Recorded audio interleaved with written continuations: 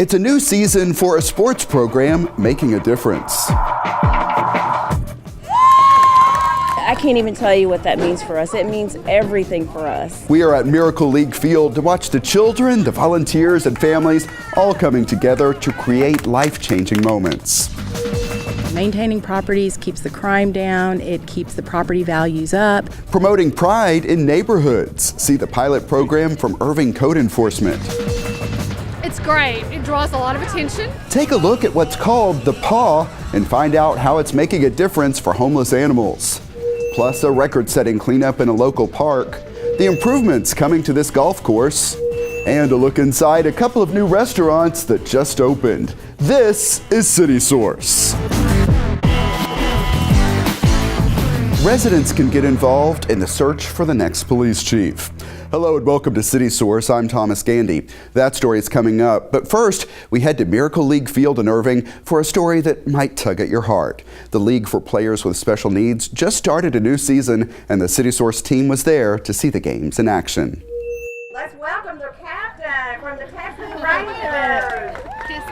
Oh, wait, do that again, Captain. Captain the mascot. He's the special guest here, straight from Major League Baseball. How about the Rangers? And for some of the young players here, he fits right in. They feel like they're in the big leagues. They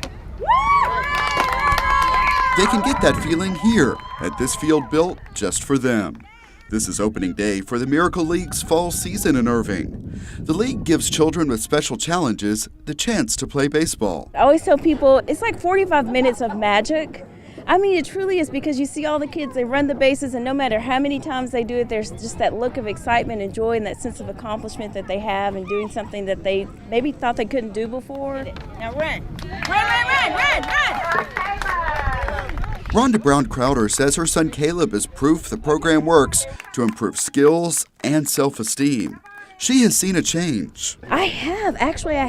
It's obviously a sport that he gets to enjoy, but it's also very developmental for him, because when he first started, he couldn't bat on his own. One of the best things they like is hearing their name over the loudspeaker. Number 2, Caleb. Some of the players have their own way to enjoy the game. Come over here. Come on down here. And that's all okay. Volunteer buddies are here to help guide them along. And in the Miracle League, every player scores each inning, and every game ends in a tie.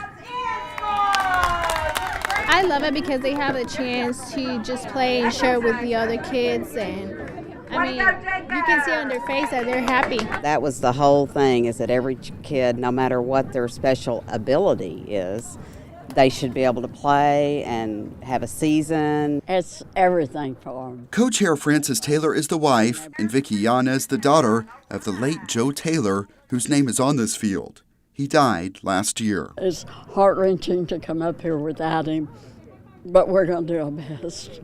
Back in the early 2000s, Joe Taylor encouraged the city of Irving to build this. Here on ICTN, we followed the construction of the specially designed field and the adjacent accessible playground. In late 2009, Taylor joined city leaders to cut the ribbon and throw out one of the ceremonial first pitches to get the game started.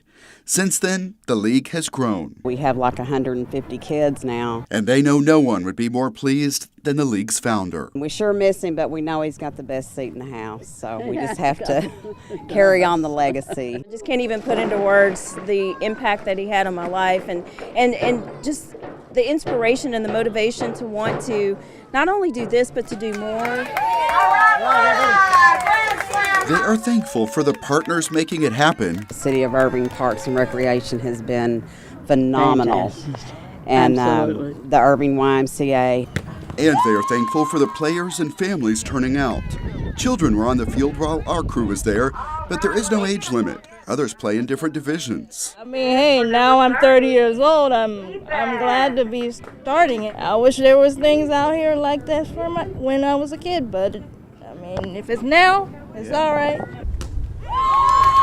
They are making memories and maybe some miracles on this Miracle League field at Cottonwood Creek Park. It means everything for us.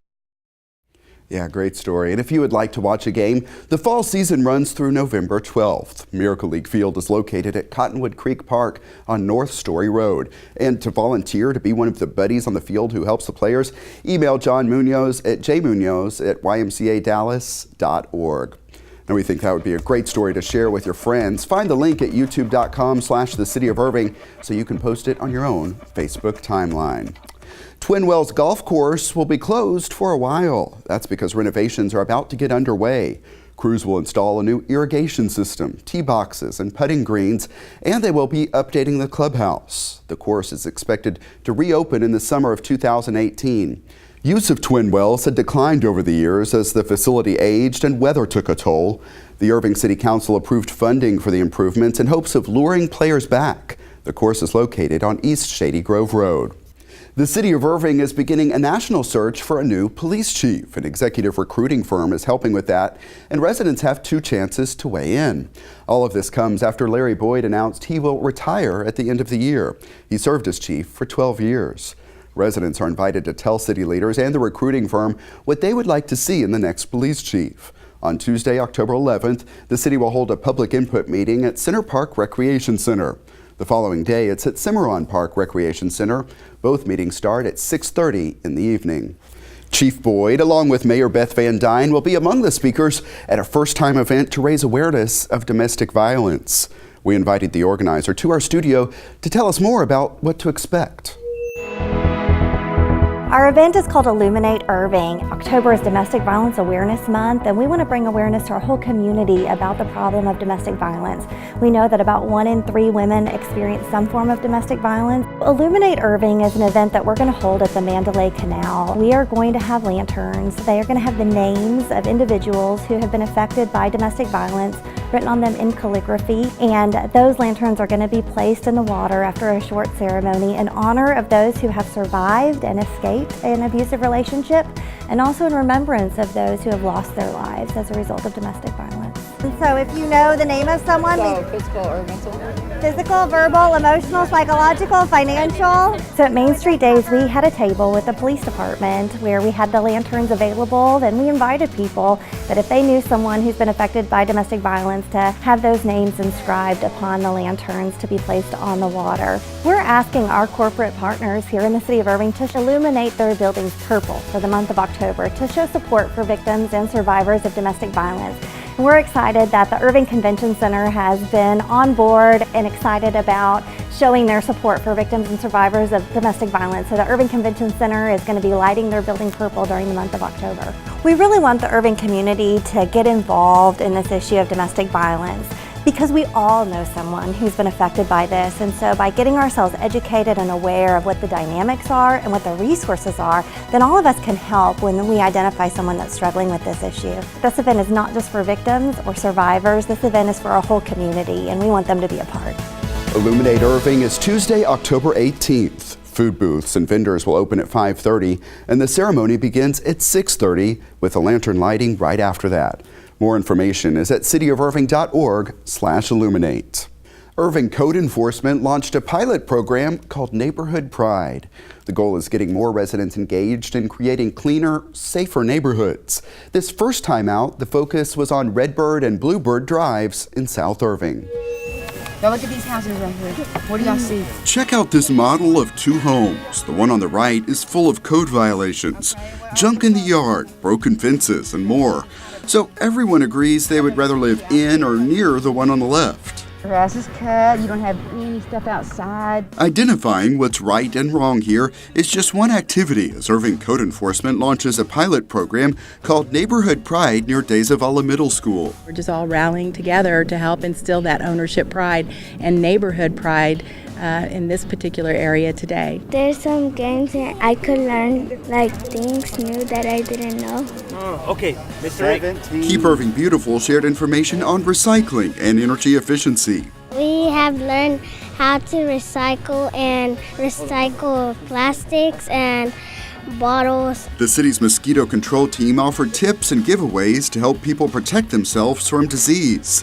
Kids are also serving as code crusaders, going along with city code officers. The idea was to get children involved, let them go around to each of their own properties and have code officers help these little code crusaders learn about what the rules are, and then they could help communicate those rules to their parents. It's like a work together from the community and the city. A lot of people think that code enforcement, our job is to go out and clean up the property, but really our job is to go out and inform the community of the rules and regulations and the importance of maintaining their properties. Code enforcement will use what they learned from this pilot to plan future outreach. These children know what they want to see in their neighborhood. I like when it's clean and when it's clean because the yard is cut and everything is clean. And they are learning about the partnership that can make it happen. Together we can make Irving a beautiful place to live. Another program aimed at cleaner neighborhoods is marking a silver anniversary. It was the 25th year for Keep Irving Beautiful's Trash Bash. It was held at T.W. Richardson Grove Park. Take a look. We're celebrating our 25th annual Trash Bash today. We're just, picking up trash for the community and helping to keep Irving beautiful. The event here is amazing. There is quite a few people here, as you can see. We have students here, we have business representatives here, we have people from faith groups here. We have a lot of students here who are participating in community service hours, and they're really excited to help pick up trash. You just grab a stick and a bag and gloves and just start walking around. The best thing though is that whenever you start walking around, you meet a lot of new people. How do you get kids excited about picking up trash? One of the things I've been able to do is I'll show footage of ICTN, because we did this last year, and it gets them to buy in, oh wow, this is actually students from our school who are willing to participate. We're trying to stop the litter from getting into the Elm Fork of the Trinity River, and this river provides water for 5 million Texans. And it goes all the way from North Texas, all the way down to the Gulf of Mexico. So our goal in Irving is to stop it before it gets there. Whenever you go to a park, all you want to see is the community being beautiful and just wanting to enjoy your time either with your family or your friends. So I find these events very helpful. There you go. There you go. We have special guests, our reptile experts, our fossil experts are coming out here. We have city staff out here as well. We're going to be doing free blood pressure testing. So we're doing some education components as well as the environmental aspect of it all. We are here partnering with Keep Irving Beautiful. They're one of our partnerships under the Keep Texas Beautiful affiliation. We're having what we term a Don't Mess with Texas Trash and Treasure Hunt. We give them a ticket for each bag of trash that they bring in, and then we enter those tickets into a drawing. Our goal has always been at some point soon in the near future to have a litter-free environment. One day we hope we come out here and we just have fun instead of picking up litter. Sorry. Oh, get it up! It's okay, it's okay. It's where we grow up and we want it to be good for the future generation. That event aside, we generally think of spring as the season for cleaning, but if you happen to be doing some fall cleaning, the city has some help. Get rid of unwanted medicines during the Take Back initiative. The Drug Enforcement Agency and Irving Police team up to collect medication for destruction. The Take Back initiative will be happening on October 22nd from 10 a.m. until 2 p.m. in the parking lots of 2 Walgreens in Irving, 5310 North MacArthur Boulevard and 1330 North Beltline Road. Syringes and illegal drugs will not be accepted. Household chemicals will be collected that same day at the Briary compound. That includes your pool and lawn chemicals, cleaners, and fluorescent light bulbs. Vouchers are required, but they are free for residents who call Solid Waste Services at 972-721-2232. And October 14th is the date for the city's next document shredding and electronics recycling event. It's also at the Briary compound, and residents are limited to 2 boxes of paper for shredding. Keep in mind that even though this is also for electronics, tube TVs and monitors are no longer accepted. We have a couple of restaurant openings to show you. One eatery famous for its grilled chicken debuted in a new development at State Highway 161 and MacArthur Boulevard. That development is expected to someday be anchored by Whole Foods. But for now, people can enjoy this. Today we're celebrating the grand opening of our Irving location. We have the first 100 people get a free meal card for their next visit, and we also have a lucky winner who gets free chicken for a year.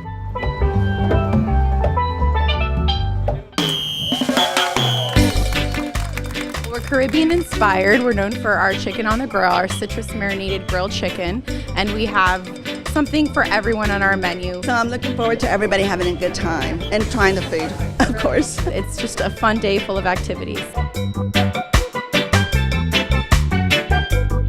We are so excited to be part of the Irving Las Colinas community. Why Irving? Well, it's a thriving multicultural community, and we're just so excited to be part of that continued growth here and get everyone to taste, the tropics and come to Pollo Tropical. It's tax dollars. The more businesses that we have here, it's great for the economy. So it brings people in. We're just continuously growing. We're just so excited to be part of the DFW community and the Irving community, and we look forward to everyone coming and checking us out.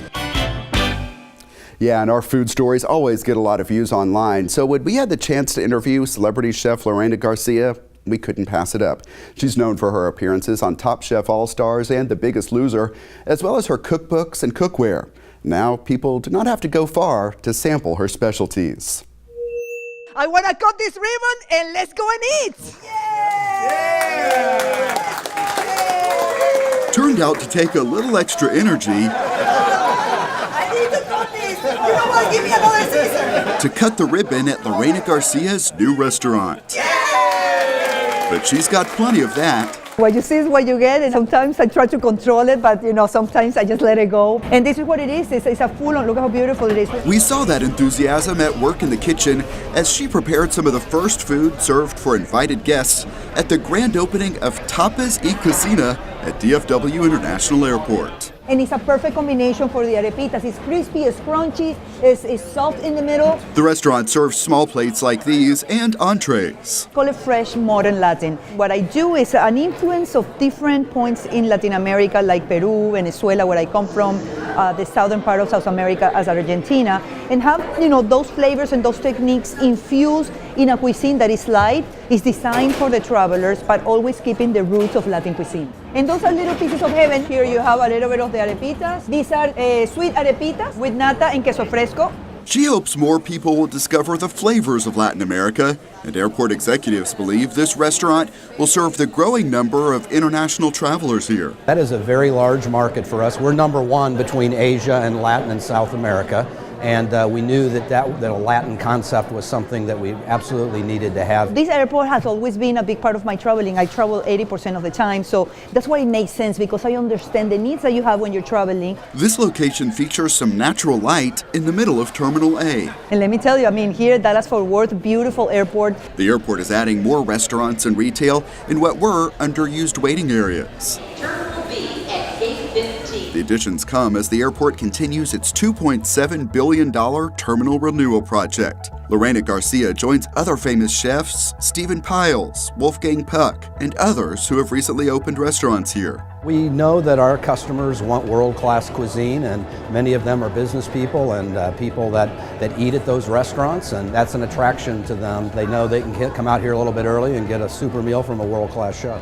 So what we do is we have a little bit of black beans that have been cooked low and slow for a couple of hours. Lorena Garcia believes her skills in the kitchen that led to her fame on TV and in print will bring people in to discover what's here. If you can try everything, order everything, just have a taste of Latin American in one dish. So how do you like it? A little bit of black beans with queso fundido. You gotta grab it. Come on, get it. Get it. That restaurant is located near gate A33 at DFW. Dallas Area Rapid Transit is expanding service for the State Fair of Texas so people can avoid the traffic jams and parking headaches and instead focus on funnel cakes and fun. Of note to Irving residents, the Orange Line will be extended to Parker Road on all trips. Riders on the Orange Line are advised to transfer to the Green Line at Bachman Station to get to the fairgrounds. Also, the Trinity Railway Express will operate on all 4 Sundays during the fair. One more note from DART. It says passenger volume from the Texas-Oklahoma game at the Cotton Bowl will impact service throughout the DART system on Saturday, October 8th. DART advises customers to start their trips at least an hour earlier than normal on that day. Help with specific routes is available at dart.org. Interactive exhibits with a message will be out at Lively Point Youth Center. This is a look at some past year's coverage of the Teen Driver Safety Fair sponsored by AAA Texas. Drunken driving, distracted driving, seat belts, and more will again be among the topics focused upon this year. Parents and teens are invited. It's Saturday, October 15th at 1 p.m. at Lively Point Youth Center, and it's free. Now to some driving we definitely do not recommend on local streets. We're talking drag racing. A team with deep local roots is doing well in that sport and cruising ahead. Take a look.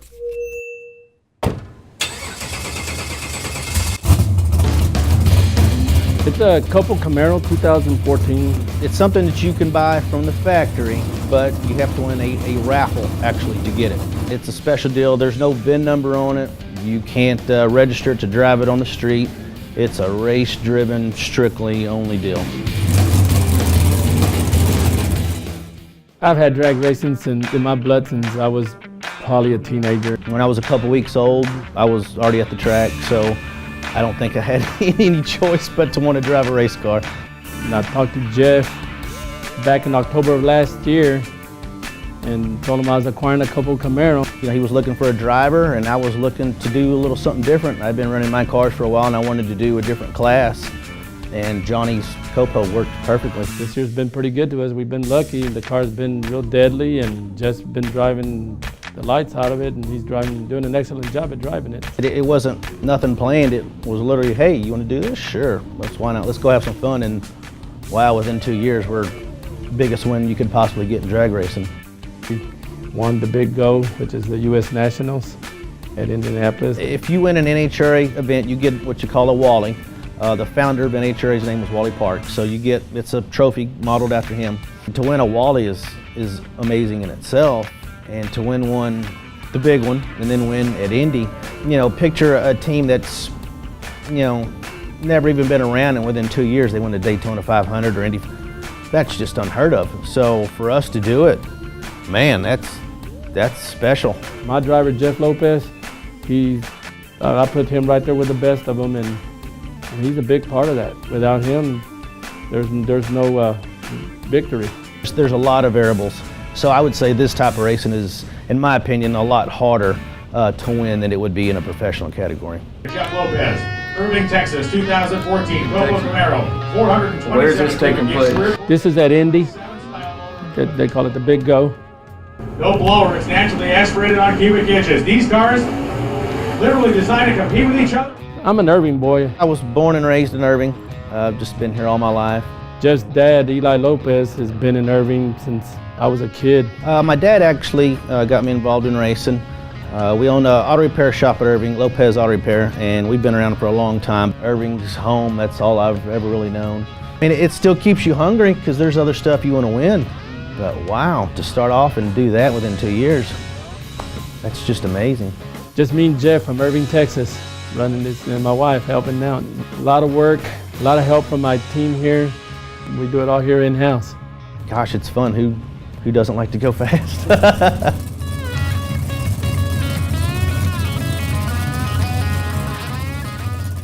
Irving's Main Street event always draws a big crowd downtown, and where there are crowds, you might find a big vehicle with volunteers ready to raise awareness of pet adoption. We caught up with them during the Main Street event. This is what we call our PAW, Portable Adoption Wagon. So we can carry dogs to adoption events or to show events. It's great. It draws a lot of attention. We have a billboard and people can always find us and it draws people in, and then we always bring some dogs with us. We do get some adoptions sometimes through it, but it gets it out to the public. More people become aware of us. And it is amazing how many people don't even know that Irving Animal Care Campus is there. Really our opportunity to increase traffic to the shelter. So it really does get us into the community and make people aware of what we have going on. There's too many homeless dogs out there and cats, so it helps create that awareness. It has air conditioning for the summer, it has heat for the winter. We're not locked in now to what the temperatures are. We can really do mobile events any time of the year. Come up and talk to us. Tell us your story. Tell us about your rescue. We love to interact. Everybody who's doing this, everybody who's volunteering. I'm the driver. This is my rig. We want to hear about rescue stories. We're out representing the shelter in the community, making sure people know that the option is there, that they can come out and find loving dogs and cats here in Irving. At the end of the day, it is about finding homes for homeless animals in Irving. And in case you missed that chance to adopt, there are always more. Let's head out to the Animal Care Campus. JP Zavala has our Pets of the Week. We're at the Animal Care Campus with Michael Whiteside. And Michael, who is this guy? This is Arthur. He is about 4 years old, Chihuahua, with a beautiful kind of grayish brown color. He is currently being treated for heartworms, and he recently had surgery for a luxating patella, so we got that fixed. So his medical costs right now are about a little over $1,000, and so he's part of our Guardian Angel program. So if anybody wanted to donate to help cover the cost of his surgery, they can certainly do that on our website. Could you tell us a little bit about the Guardian Angel program? Sure, that's a special fund we have set up that helps cover injured or ill animals to cover their treatment. We use it for heartworm treatments, surgeries like this one, other things like Prince, who we had a while back, who had been run over when we had to have his surgery. And so it's a great way, to help us cover the costs to get the treatment they need. All right, Michael, and this is Fletcher. That's correct. This is Fletcher. He's about 2 months old. He actually came into the city side of the shelter with a litter of siblings. So we have 4 of them here right now. They're about 2 months old, and they are ready to go to home with whoever wants to come pick them out. And what's Fletcher like? He has been, so far since I've been holding him, he's been very calm and quiet. He's purring really loudly, and he really seems like a kitten that wants to snuggle with you. Seems like a really friendly kitten, right? Oh, definitely. As soon as I opened the kennel door, he was the first one that walked towards me out of all of the kittens. And who is this friendly bundle of joy? This is Carter. He is about 8 months old, and he's definitely all puppy. He originally was with us when he was about 2 months old and had been adopted, and the owner could no longer afford to care for him, and so she actually had surrendered him to the city of Irving, and then because of his microchip, they were able to let us know that he had belonged to us at one point, and so we brought him back over here. So like I said, he's about 8 months old now. He definitely is a bundle of joy. He is really friendly. He loves to play ball, he loves to run, and so he's really going to be a great addition to a family that's active, that maybe likes to go on walks or jogs, because he'll keep up with the best of them. And as you can see, I haven't seen anybody that he does not like yet. Yeah, he seems to really like me over here. He's giving me kisses and everything. Yeah, He's a friendly guy. He's a really good guy. He loves belly rubs, and he just loves to be around people. All right, Michael, thanks a lot. And back to you, Thomas. Okay, JP, thank you. The Animal Care Campus is located at 4140 Valley View Lane. It is open Tuesday through Friday from 11 a.m. until 6 p.m. Then on Saturday, the hours are 10 a.m. until 5 p.m. Also, check out the websites you see on the screen.